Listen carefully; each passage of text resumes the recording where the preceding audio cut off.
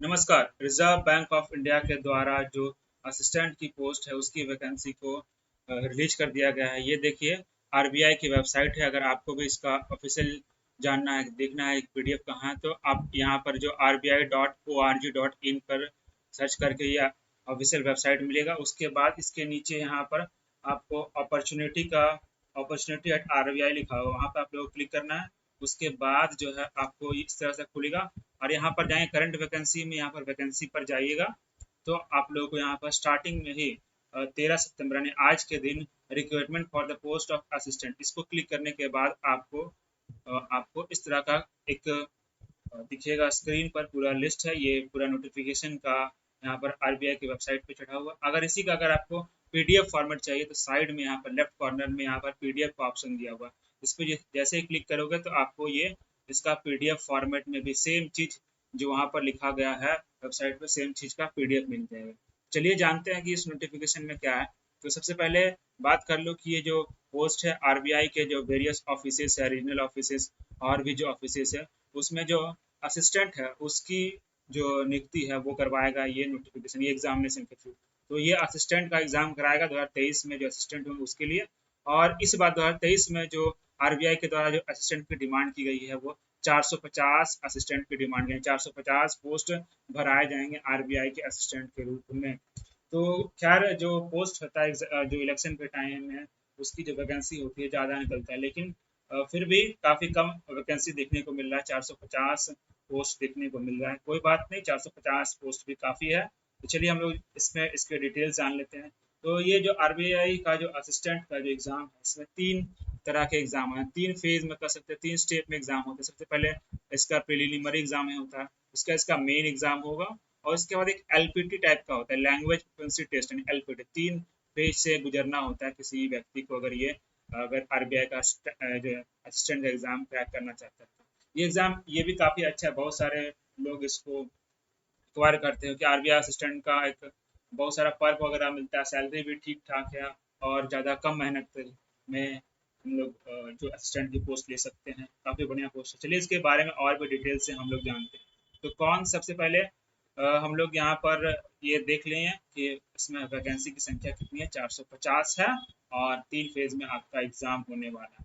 उसके बाद अगर आप लोग को इसको फॉर्म फिलअप करना होगा तो फॉर्म इसका जो ऑनलाइन ही फिलअप होगा, आरबीआई के जो वेबसाइट है वहीं से इसका फिलअप होगा। कैरियर जो ऑप्शन जहाँ पर मैंने दिखाया उसी के नीचे यहाँ पर जो मैंने यहाँ पर जो कैरियर ऑप्शन का यहाँ पर जो है करंट वैकेंसी के जो यहाँ पर जो लिस्ट मिला ना आप लोग को, यहीं पर ऑनलाइन का एक लिंक आ जाएगा, वहीं से क्लिक करके आप फॉर्म को फिलअप कर सकते हैं। ठीक है, इसी वेबसाइट से फिलअप होगा। उसके बाद हम लोग बात करें ये जो ऑनलाइन फिलअप का जो प्रोसेस है स्टार्ट कब से होगा, तो आज से स्टार्ट हो चुका है। 13 सितंबर से स्टार्ट लिंक होगा और 4 अक्टूबर तक ये एग्जामिनेशन का मतलब फॉर्म फिलअप का प्रक्रिया चलेगा। और एग्जामिनेशन का जो फीस है वो ऑनलाइन ही पेड होगा, और वो भी 13 सितंबर से लेकर 4 अक्टूबर तक ही आप लोगों को ऐसा काम करना है। मतलब ऐसा नहीं कि आप पहले रजिस्ट्रेशन कर लिया बाद में फॉर्म फिलअप करने के टाइम पैसा बाद में देंगे, ऐसा नहीं। इसका साथ में प्रक्रिया चलेगा, सारा कुछ इसका फास्ट होता है, जितने भी बैंकिंग एग्जाम्स होते हैं। इसका एग्जाम कब होगा, 4 तारीख को फिलअप होगा लास्ट से, और 21 अक्टूबर और 23 अक्टूबर को 2 दिन इसका एग्जाम हो जाएगा। 21 अक्टूबर और 23 अक्टूबर, काफी कम समय, कर सकते 17 दिन के बाद आपका एग्जाम हो जाएगा। 17 दिन में आपका एग्जाम हो जाएगा, पीटी हो जाएगा। उसके अक्टूबर के बाद 2 दिसंबर को आपका मेन का एग्जाम होगा। ये टेंटेटिव डेट है, यानी कि ज्यादातर होता है कि ये सब जो डेट निकालते हैं ना उसी में एग्जाम हो जाता है। फिर भी किसी कारणवश से कोई डिले हो गया तो टेंटेटिव यहाँ पर लिख देते हैं। ठीक है, तो 21 अक्टूबर से लेकर 23 अक्टूबर, 21 अक्टूबर और 23 अक्टूबर को पीटी का एग्जाम होगा और मेन का एग्जाम होगा 2 दिसंबर को। ठीक है, उसके बाद यहाँ कहा गया कि आरबीआई के पास अधिकार है कि कभी भी डेट को चेंज कर सकते हैं। ठीक है, उसके बाद देखिए, अगर उसके बाद जो एलपीटी का है उसका नोटिफिकेशन जब मेन का एग्जाम के बाद उसका डेट को यहाँ पर बताया जाएगा। और अगर फॉर्म फिलअप करने के टाइम कोई परेशानी आता है तो आप ये जो वेबसाइट का जो लिंक है इसको विजिट करके आप वहाँ पर मेल कर सकते हैं। कोई भी दिक्कत आ गया फॉर्म फिलअप करने समय, पेमेंट की तरफ में या कॉल लेटर निकालने समय, ये सब में अगर दिक्कत आ गया तो आप यहाँ मेल कर सकते हैं। लेकिन मेल में जरूरी से मेंशन करना है कि हम लोग रिक्रूटमेंट ऑफ असिस्टेंट 2023 के लिए हमारा ग्रीवांस है, ये मेंशन करना है जरूरी, तब वो लोग समझ पाएंगे। उसके बाद ये बात तो पता ही होगा आप लोगों की, कोई भी एग्जाम में मोबाइल फोन कोई करेगा या फिर कोई भी इलेक्ट्रॉनिक डिवाइसेस जो होता है वो बैंड होता है, ये कोई नई बात नहीं है। हर एग्जाम में ऐसा होता है। हाँ, अब तो सबसे इम्पोर्टेंट बात वैकेंसीज की हम लोग बात कर लेते हैं। तो वैकेंसी जो स्टेट वाइज ऑफिस वाइज यहाँ पर आप लोगों को देखने को मिल रहा है कि तो हम लोग बात कर लेते हैं। अहमदाबाद में टोटल 13 वैकेंसीज है, बेंगलुरु में 58 वैकेंसीज है, भोपाल में 12 वैकेंसीज है, भुवनेश्वर में 19 वैकेंसी है, और चंडीगढ़ में 21, चेन्नई में 13, गुवाहाटी में 26, हैदराबाद में 14 14, और जयपुर में 5 जम्मू में 18 18, कानपुर एंड लखनऊ में 55 एंड 55, कोलकाता में 22, नागपुर में 101, और सॉरी मुंबई में 101, मुंबई में 101 है, और नागपुर में 19 एंड 19 है, और न्यू दिल्ली में 28 है, पटना में 10 है, तिरुवनंतपुरम और कोची में 16 वैकेंसी। अगर पूरे ऑफिस में बात करें सबसे ज़्यादा कौन सी किस ऑफिस में वैकेंसी है, तो महाराष्ट्र यानी कि सॉरी मुंबई वाले जो ब्रांच ऑफिस है वहाँ पर सबसे अधिक वैकेंसीज है। उसके बाद अगर बात करें तो बेंगलुरु में है, और फिर तो कानपुर और लखनऊ के जो ऑफिस है वहाँ वैकेंसी टोटल जो है 450 वैकेंसी है, उसमें से 11 बैकलॉग वैकेंसी है देखने को। अगर वही कैटेगरी वाइज बात करें तो एससी में टोटल 45 वैकेंसी 45 वैकेंसी, एसटी के लिए 56 है, और ओबीसी के लिए 71, ईडब्ल्यूएस के लिए 37, और जनरल वालों के लिए 241 वैकेंसीज है यहाँ पर। ठीक है, उसके बाद यहाँ पर और भी जो रिजर्वेशन हॉरिजॉन्टल रिजर्वेशन उसका भी यहाँ बगल में दिया गया है। अब देखिए यहाँ पर जो भोपाल है उसमें भोपाल में रायपुर का 2 वैकेंसी इंक्लूड है, चंडीगढ़ में 4 वैकेंसी शिमला का इंक्लूड है, गुवाहाटी में 2 वैकेंसी अगरतला का है, 3 ऐजवाल का है, 3 शिलोंग का है, 1 इम्फाल का है। ठीक है, कानपुर लखनऊ में 15 वैकेंसी लखनऊ का है, 24 देहरादून का, और कोलकाता जो है उसमें 3 गैंगटोक का है, मुंबई में 1 पुणे का वैकेंसी है, 5 वैकेंसी जो है पांजी का है, और 6 वैकेंसी बेलापुर का मुंबई वाले में।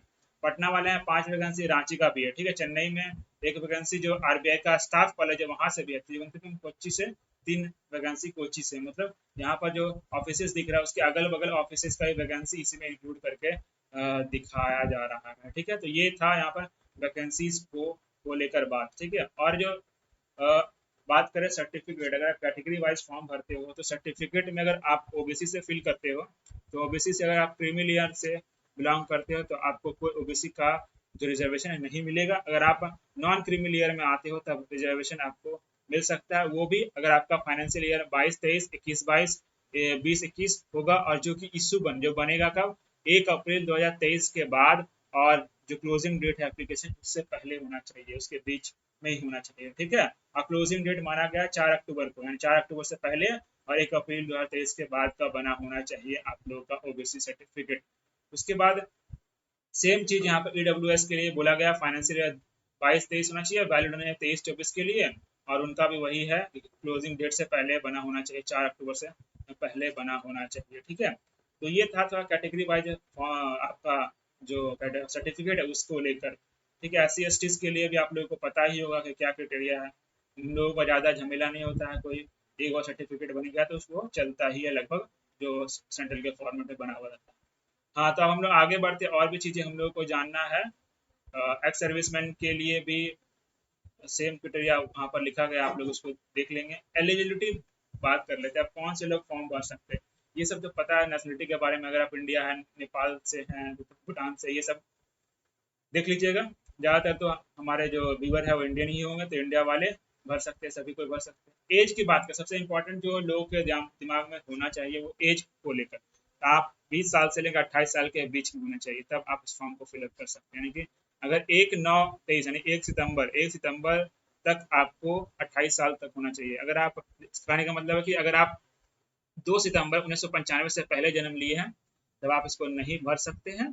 ठीक है, उसके बाद अगर 1/9/2023 तक आपको 28 हो जाना चाहिए, उसके अगर पहले आपका 28 कंप्लीट हो जाता है तो आप इसको नहीं भर सकते। ठीक है, यानी कि 2/9 और 1995 से लेकर 1/9/2003 के बीच में ही आप इसको फॉर्म फिलअप कर सकते हैं। बीच में है आपका डेट ऑफ बर्थ तभी फिलअप कर सकते हैं, इसके बाद वाला, इससे पहले वाला नहीं फिलअप कर सकते। फिर भी जो अपर एज है उसमें कुछ रियायत दिया गया, रिलैक्सेशन दिया गया। अगर SC/ST है तो आप 5 साल का आपको रिलैक्सेशन है, 33 साल तक भर सकते हैं। अगर आप ओबीसी है तो आपको 3 साल का रिलैक्सेशन है, 31 साल तक भर सकते हैं। और अगर आप PWBD हैं, जिसमें से अगर जनरल वाले के लिए 13 साल का छूट है, 10 साल का छूट है, और ओबीसी के लिए 13 साल का छूट है, और SC/ST के लिए 15 साल का छूट है। तो ये एज को लेकर बात होगी। उसी प्रकार से एक्स सर्विसमैन के लिए भी कुछ है क्राइटेरिया, विडो डाइवर्स वुमेन जो है उनके लिए 35 साल तक का छूट है, और जो कैंडिडेट जो रिजर्व बैंक ऑफ इंडिया में पहले से काम कर चुके हैं उनको जो है अधिक से अधिक 3 साल तक का छूट मिल सकता है। अब बात करते हैं एजुकेशन क्वालिफिकेशन क्या होना चाहिए, कौन से व्यक्ति किस डिग्री वाले व्यक्ति, सबसे पहले तो ग्रेजुएशन होना ही चाहिए। तो ग्रेजुएशन किस सब्जेक्ट में, यहाँ पर ऐसा कुछ नहीं है। आप अगर ग्रेजुएट हैं, आप अगर आपने ग्रेजुएशन करा है कोई भी डिसिप्लिन में, किसी से मायने नहीं लगता, आप उसको फॉर्म को फिलअप कर सकते हैं। बस 50% से आपका अधिक मार्क्स होना चाहिए, पास होना चाहिए, ठीक है। अगर आपका 49.99 भी है ना तब भी आपको पास माना जाएगा, 50% माना जाएगा, ठीक है। और एक बात और यहाँ आप लोगों को ध्यान रखना है कि अगर आप जो ऑफिस में भरना है, यहाँ पर आपको वैकेंसी का लिस्ट देखने को मिला था, आप जिस ऑफिस में भरोगे ना उस ऑफिस के अकॉर्डिंग वहाँ पर उसका लोकल जो लैंग्वेज है उसका आप लोगों को जानकारी होना चाहिए। लोकल लैंग्वेज में आप लिख सकते हैं, राइट कर सकते हैं, स्पीक कर सकते हैं, समझ सकते हैं, ये चीज़ आपको उस लैंग्वेज का होना चाहिए हर ऑफिस के अकॉर्डिंग। क्योंकि एलपीडी में यानी कि लैंग्वेज प्रोफिशिएंसी टेस्ट में जो है ना आपको उसी लैंग्वेज के बारे में पूछा जाए, तो अगर आप उस एलपीडी में अगर एलपीटी में फेल होते हैं तो आपको कैंडिडेचर आपका कैंसिल कर दिया जाएगा। तो इसीलिए ध्यान से आप जो लैंग्वेज जानते हैं उसी लैंग्वेज के अकॉर्डिंग आप जो है अपना ऑफिस को चॉइस करेंगे फॉर्म फिलअप करने के टाइम में, ठीक है। हाँ, तो ये सब बात हो गया। और एग्जाम के बारे में देख लेते हैं, क्या स्कीम में जो प्रिलिमिनरी एग्जाम होगा, मेन एग्जाम होगा और लैंग्वेज प्रोफिशिएंसी टेस्ट एलपीटी होगा, उसमें क्या क्या कैसे पूछा जाए। तो अगर हम लोग प्रीलिम्स की एग्जाम की बात करें, टीयर 1 कर सकते हैं, पहला फेज की बात करते हैं, वो तो मल्टीपल चॉइस होगा, सारा एग्जाम मल्टीपल चॉइस लगभग होगा, ठीक है। मेंस भी और पीटी भी। तो पीटी में 3 चीजें से पूछे जाते हैं एग्जाम, आपका इंग्लिश पूछा जाएगा, आपका न्यूमेरिकल एबिलिटी यानी मैथ्स पूछा जाएगा, और आपका रीजनिंग पूछा जाएगा, आपसे रीजनिंग पूछा जाएगा। तो इंग्लिश कितने आपका क्वेश्चन होंगे इंग्लिश में, तो 30 मार्क्स 30 क्वेश्चन होंगे इंग्लिश का, जो कि आपका मैक्सिमम 30 मार्क्स का होगा, यानी कि कितना हो गया आपका जो एक क्वेश्चन 1 मार्क्स का होगा। उसी प्रकार से न्यूमेरिकल एबिलिटी यानी कि मैथ्स 35 क्वेश्चन होंगे और 35 मार्क्स का, एक क्वेश्चन 1 मार्क्स का होगा। उसके बाद रीजनिंग एबिलिटी यानी कि रीजनिंग जो है वो भी 35 क्वेश्चन और 35 मार्क्स का। आपका समय कितना दिया जाएगा, 20 मिनट में आपको 30 इंग्लिश बनाना है, 20 मिनट में आपको 35 रीजनिंग बनाना है और 20 मिनट में आपको 35 मैथ्स बनाने हैं, ठीक है। यानी कि टोटल 100 क्वेश्चन रहेंगे 100 मार्क्स का, और 1 घंटा में आपको पेपर कंप्लीट करना है। 100 क्वेश्चन को 1 घंटा में आपको कंप्लीट करना है, और हर सेक्शन का अलग अलग कट ऑफ होगा। इंग्लिश का कट ऑफ अलग है, मैथ्स का कट ऑफ अलग है, रीजनिंग का कट ऑफ अलग है, अलग अलग जो पार्ट है उसका कट ऑफ अलग अलग है। सभी को कट ऑफ को क्वालिफाई करना पड़ेगा आप लोगों को, ठीक है। ये था प्रीलिम्स एग्जाम के बारे में। उसका मेन की बात करें तो मेन में आपका 5 सब्जेक्ट पे पूछा जाता है। रीजनिंग पूछते हैं, इंग्लिश लैंग्वेज पूछते हैं, न्यूमेरिकल यानी कि मैथ्स पूछते हैं, फिर जनरल अवेयरनेस भी पूछा जाता है, कंप्यूटर के बारे में भी पूछा जाता है। और जितना भी यहाँ पर सब्जेक्ट है, टेस्ट है, उसका सारा का 40-40 क्वेश्चन रहते हैं और 40-40 मार्क्स का सारा पेपर होता है। तो कुल 200 क्वेश्चन होंगे, 200 मार्क्स के होंगे, लेकिन टाइम बढ़ जाता है। आपका रीजनिंग के लिए 30 मिनट यानी आधा घंटा, इंग्लिश के लिए अगेन आधा घंटा, और मैथ्स के लिए आधा घंटा, और जनरल अवेयरनेस के लिए आपको 25 मिनट मिलता है, और कंप्यूटर के लिए आपको 20 मिनट मिलता है। एक मतलब आप कह सकते हैं 135 मिनट के आसपास, 135 मिनट आपको मिलता है मेन एग्जाम में। कह सकते हैं 2 घंटा 15 मिनट का आपका पेपर होता है मेन एग्जाम, ठीक है। उसका लैंग्वेज फ्लुएंसी टेस्ट जो होता है उसमें भी आप लोगों को पास करना जरूरी है। और लैंग्वेज फ्लुएंसी टेस्ट में अलग अलग ऑफिस के लिए अलग अलग लैंग्वेज दिखाता हूँ आपको। ये देखिए, ये अगर आप लैंग्वेज फ्लुएंसी टेस्ट भरेंगे तो आपको लोकल लैंग्वेज जानना जरूरी है। अगर अहमदाबाद ऑफिस भरेंगे तो आपको जो है गुजराती जानना आप लोगों को जरूरी होगा। उसके बाद अगर बेंगलुरु भरेंगे तो कन्नड़ जानना जरूरी है। भोपाल भरेंगे तो हिंदी, भुवनेश्वर के लिए उड़िया, और चंडीगढ़ के लिए आपका हिंदी, और चेन्नई के लिए तमिल, और गुवाहाटी के लिए आसमी, बंगाली, खासी, मणिपुरी, बोडो, मिजो, इंग्लिश, ये सब है, ठीक है। और अगर आप हैदराबाद से तो तेलुगु, जयपुर के लिए हिंदी, जम्मू के लिए उर्दू, हिंदी, काश्मीरी, कानपुर लखनऊ के लिए हिंदी, कोलकाता के लिए बंगाली और नेपाली, मुंबई के लिए मराठी कोंकणी, नागपुर के लिए मराठी हिंदी, न्यू दिल्ली के लिए हिंदी, पटना के लिए अगेन हिंदी एंड मैथिली, और तिरुवनंतपुरम कोच्चि के लिए मलयालम, ठीक है। तो ये आप लोगों का लैंग्वेज फ्लुएंसी टेस्ट के दौरान जो लोकल लैंग्वेज है वो जानना जरूरी है। तो उसको ध्यान रख के आपको फॉर्म फिलअप करना। आगे बढ़ते हैं, आप लोगों ने एग्जाम्स के बारे में जान लिया कैसे पैटर्न है, कुछ और चीजें मैं बता देता हूँ कि जो इंग्लिश लैंग्वेज का पेपर होगा, ठीक है, उसको वो सिर्फ होगा इंग्लिश में, बाकी जितना भी जो टेस्ट होगा ना, बाकी जितना भी टेस्ट होगा सारा में इंग्लिश हिंदी दोनों में क्वेश्चन रहेगा और सारा पार्ट ऑब्जेक्टिव होगा, सभी में आपको पास करना जरूरी है। नेगेटिव मार्क्स है, ठीक है, नेगेटिव मार्क्स है 1/4 नेगेटिव मार्क्स यानी कि 0.25 आपका कट जाएगा अगर आप एक क्वेश्चन गलत करोगे तो।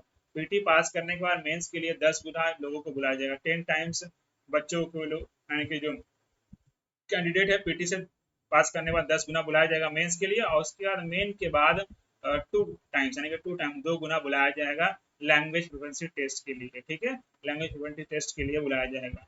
उसके बाद जो जो जो मेरिट बनेगा, जो एलपीटी के लिए जो बुलाया जाएगा वो हाईएस्ट स्कोरर जो होगा मेरिट में उसी को बुलाया जाएगा। ये सब आपको बात पता ही होगा अगर आप फॉर्म फिलअप वगैरह करते हैं तो।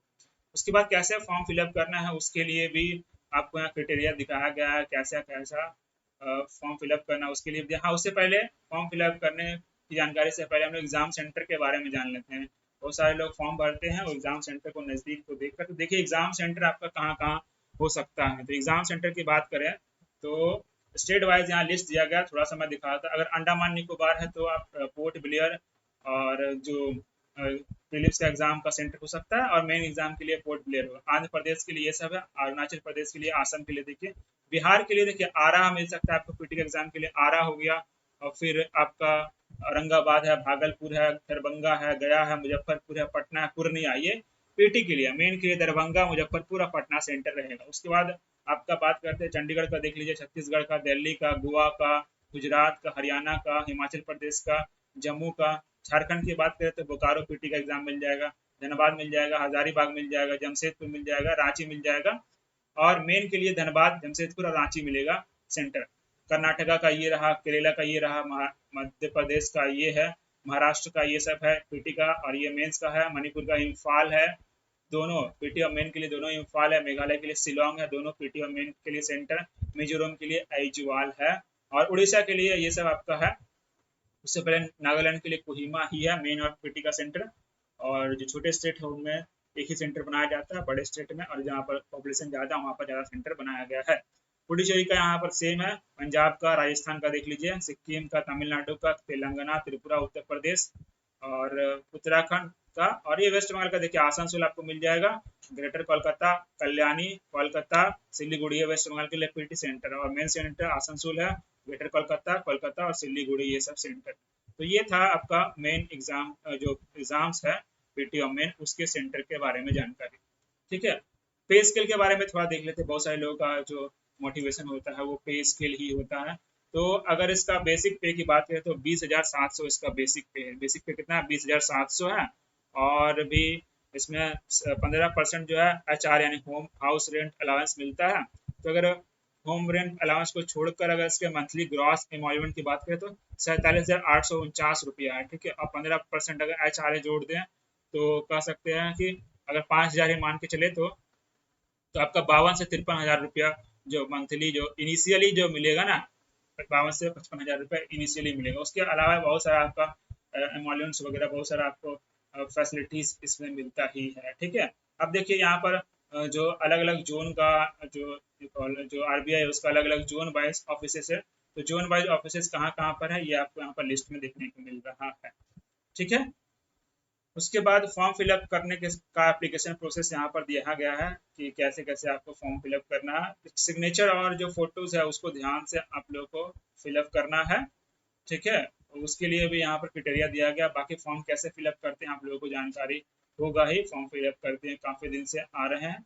फिर भी अगर दिक्कत है तो आप इसको PDF को देख कर पढ़ सकते हैं, और यूट्यूब पे वीडियोज है बहुत सारे, उसको भी देख कर आप सीख सकते हैं। मैं यहाँ पर बात कर रहा था कि फॉर्म फिलअप करने के टाइम में जो आप लोगों को जो स्कैनिंग करना है फोटो और सिग्नेचर, उसके बारे में बता रहा था। और एग्ज़ाम सेंटर में पहुंचने से पहले आप लोगों को ध्यान देना है कि एग्ज़ाम सेंटर में पहले पहुंच जाए और देर ना करें। अगर आप लोग देर करेंगे, टाइम के बाद पहुंचेंगे, तो कोई सुनवाई नहीं होगा। कोई भी ऑफिशियल जो है वहाँ पर जो गेट पर है वो नहीं आपका बात सुनेंगे, आप लोगों को एग्ज़ाम देने नहीं दिया जाएगा अगर लेट हो गया तो। हाँ देखिए, तो स्कैनिंग फोटो और सिग्नेचर का, फोटो का इमेज 4.5 सेंटीमीटर से लेकर इंटू 3.5 सेंटीमीटर होना चाहिए। और भी चीज़ें यहाँ बात कही गई कि बैकग्राउंड लाइट कलर का होना चाहिए, वाइट होगा ज़्यादा बेहतर रहेगा, और कैमरा पे की तरफ चेहरा होना चाहिए। उसके बाद रेड आई नहीं होना चाहिए, सनी डे में नहीं होना चाहिए, पिक्सल 200 से लेकर 230 पिक्सल के होना चाहिए, हैप हैट डार्क ग्लासेस ये सब नहीं पहनना है, कोई रिलीजियस हेडवेयर नहीं पहनना है, और जो फाइल का साइज होगा 20 केबी से 50 केबी के बीच में होगा, ये सब दिया गया। लेफ्ट थंब इम्प्रेशन और हैंड राइटिंग डिक्लेरेशन भी डालना है। लेफ्ट थंब इम्प्रेशन जो है ब्लैक इंक में होना, ब्लैक इंक में व्हाइट पेपर पे होना चाहिए। एप्लीकेंट का जो साइन होगा, सिग्नेचर के बारे में बात कर रहा हूँ, सिग्नेचर, ठीक है, जो कि 140 से लेकर 60 पिक्सल के बीच में, और फाइल साइज 10 केबी से 20 केबी के बीच में, और सिग्नेचर के लिए थंब इम्प्रेशन के लिए 20 केबी से लेकर 50 केबी के बीच में होगा, ठीक है। ध्यान रखना 20 केबी से ऊपर नहीं होना चाहिए कोई स्कैन इमेज का साइज। उसके बाद फाइल का फॉर्मेट जेपीईजी या जेपीजी चलेगा, और अगर पिक्सल की बात करें तो 240 से लेकर 240 पिक्सल के बीच में होना चाहिए।